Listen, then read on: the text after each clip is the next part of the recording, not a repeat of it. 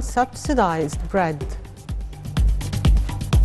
Russia says it fully controls Ukraine's Kherson region. China defends its position on Ukraine war.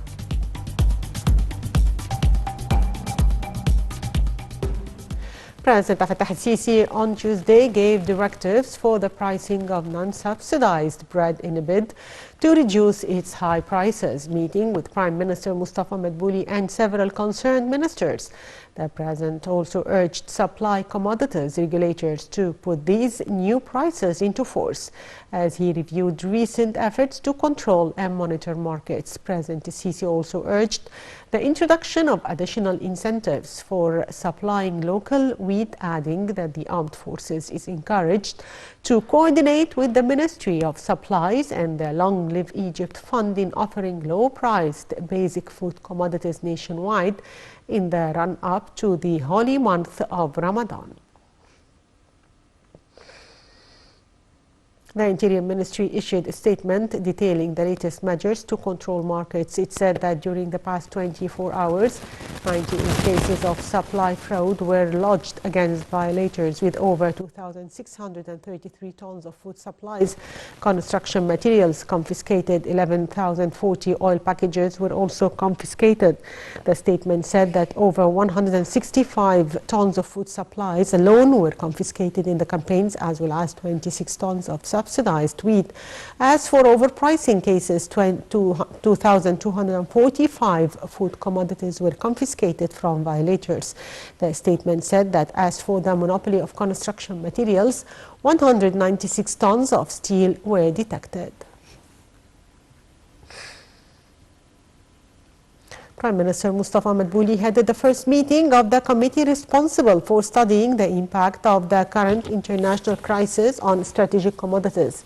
During the meeting, Madbouli said that the current crisis had left its impact on the whole world, including Egypt, as it imports a number of strategic commodities from Russia and Ukraine. Prime Minister Madbouli said President AlSissi had issued directives to prepare several scenarios for dealing with the impacts of the crisis. He noted that the Finance Ministry was directed to set an emergency plan in order to deal with the current and expected rise in the prices of the imported commodities. Directives were also issued to the Ministry of Supplies and the Monitoring Authority to guarantee continuous availability of various goods and commodities.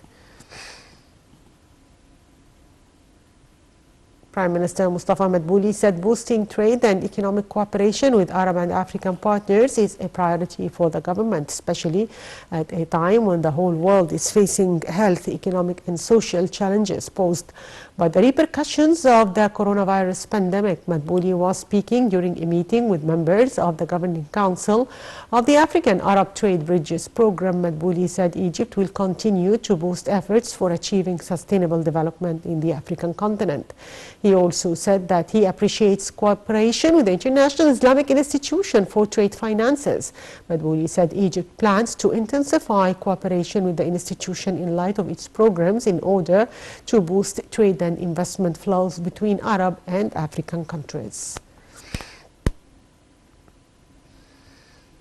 The International Committee of the Red Crescent announced the establishment of the first Egyptian Aid Service Center on the Sirte border crossing between Ukraine and Romania. The Red Crescent said the move came after continued coordination with the Red Crescent in Romania in order to allow for receiving Egyptians fleeing Ukraine into Romania to bring them back home. The center offers first aid and psychological assistance to refugees crossing the borders and helps them communicate with their families. It also provides meals and pays costs for refugees unable to travel to Bucharest airport. And the refugees from Ukraine continue